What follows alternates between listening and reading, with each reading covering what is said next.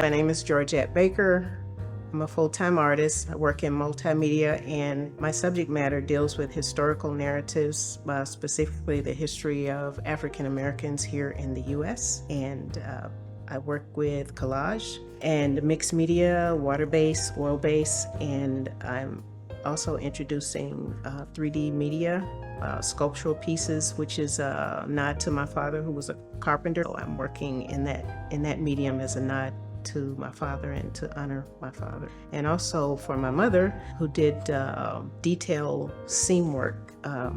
As a nod to her, I worked with textiles. I feel like my work connects to the theme in that the work is about the resilience and the strength and the dignity of women that I grew up around. And so I see a lot of that. I reflect a lot of that. My attempt to put it into my work in honor to those women. I've worked with the Zuccotti Gallery for a number of years, and I appreciate the gallery's intentional ability to work with women and support women. So I feel very personally connected to the show, and that this particular show is about the strength of women. Speaking of describing some of the work that I'm working on currently, some of the pieces I've worked on a series called Good Hair. Hair is such a trigger word, especially in our community. You can drive down a lot of streets and you see so many beauty shops, and you look at the backstory of those shops, who owns them, who profits from them. And so that's something to think about. And you look at the women and you see two different things. You see a lot of women now going natural, wearing their natural hair, their natural color. And I think that's a beautiful thing. And then you see a lot of women wearing different colors. And I like that because you have choices. I also would like to see people be more intentional about their choices and the backstory behind those choices, such as what I mentioned earlier, where's the money going? Who spends and who profits from where that money is spent? The other thing that I'm working on is a series called Dreams Folded Down and Neatly Tucked Away. I'm working on a number of pieces for that, and so I'll probably have like numbered pieces, like Dreams Folded Down and Neatly Tucked Away, number 1, number 2, and so on like that. But it's about how when you're adulting, a lot of times you tend to put other people's needs before your own. And because you are naturally wired to take care of others, so sometimes you'll put your own goals aside to go and take care of someone else. And then you can look around, in some of those cases, years have passed and you haven't really taken care of yourself. The reason I'm working on that is just to pay a little more attention, without being selfish, but being more intentional about self-care and taking care of your own space. And I always think about, like, if you're on an airplane, say with a child, and there's a problem with the air in the cabin, and they tell you to not put them, instinctively as a mother, you're going to put the mask on the child first. But the instructions that they give you is to put the mask on yourself first. So the Dreams Folded Down and Neatly Tucked Away is, in a sense, about putting the mask on yourself first, because you really cannot take care of others if you haven't properly taken care of yourself.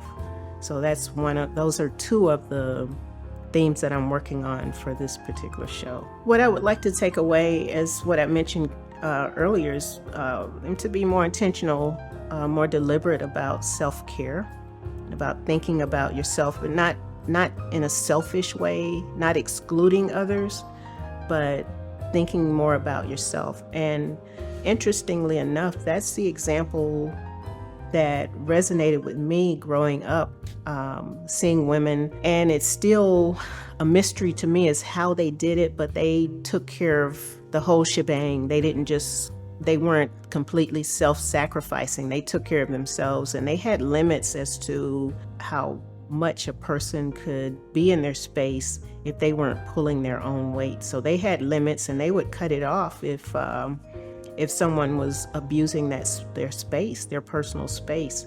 So that's the goal that I'm constantly trying to attain to, is how to be self-caring and also how to be nurturing and care for others. And I think that is the ultimate goal of every woman who is a mother and a lover, a caregiver. I think that's the goal of a womanly woman. So that's the goal that I'm trying to reach. I don't think that is any one single woman. I think it's a group of women who were good role models for me as I was growing up. And those would include my mother, my maternal grandmother, my teachers. They were such excellent role models. The women where I worshiped when I was a child, I went to church. The women that I would see at church, the way they carried themselves, the way they dressed, the way they cared for their families, their positions in the community. And these were not heavy hitters in terms of, they weren't in politics. They were just everyday people, but they had standards, and they adhered to those standards in the way that, like I say, the way they carried themselves, the way they dressed, the way they treated others, the way they handled their families and took care of their families. So I would say that it was a grouping of women. And even I had an aunt that I was very close to. She did not have any children, but she treated us as if we were her children. She was very stylish. She traveled, and she dressed extremely well. In fact, I've used her image in a lot of my artwork. Some of the vintage photographs of her in her high fashion. And I worked on a number of pieces about tall cotton, it's called tall cotton. That was a saying that I used to have back in the country, whereas if your cotton crop was good that year, you were living in tall cotton. So that meant financial success, because you could, of course, cotton was big then. I was very much influenced by my aunt. Her name was Verily, and though interestingly enough, my mother's name was Lee Verrill. So I was very much influenced by my aunt and my mother, my grandmothers. They were very strong women, but very gentle and loving women as well. So very much influenced by them. My teachers, beautiful women. So one word I would use to describe Black women would be resilient, because resilience represents, in resilient, you can also have dignity, you can have strength, you could have purpose. So I would say resilience. So as a daughter, a message that I would like to carry forth from this exhibition would be for women especially, to maintain your sense of dignity and your sense of self. Even though we're in a world that doesn't always show proper respect for women and doesn't value the place that women have in our society and in our families. So I would say that's something that's a responsibility that we as women have to maintain without having to be informed from outside forces, because the outside forces are not always positive or upbuilding or supportive for women, mothers, for women who are daughters. And we're in a society now that doesn't always value women. So I would like to see women who know how important it is to value self. I mean, what makes Black women so unique is that there are so many different colors and shades and forms of beauty in Black women. There are so many ways that they can take simple things and beautify themselves. And that's one of the things that I would like to show in the pieces that I'm working on called Good Hair. As we look at our standard of beauty, and a lot of it we've innovated ourselves, and then we see those standards reflected in other cultures, and we don't give ourselves the credit of where that standard originated from. So I would like to, that's one of the things I'd like to see carry forth, Carrie.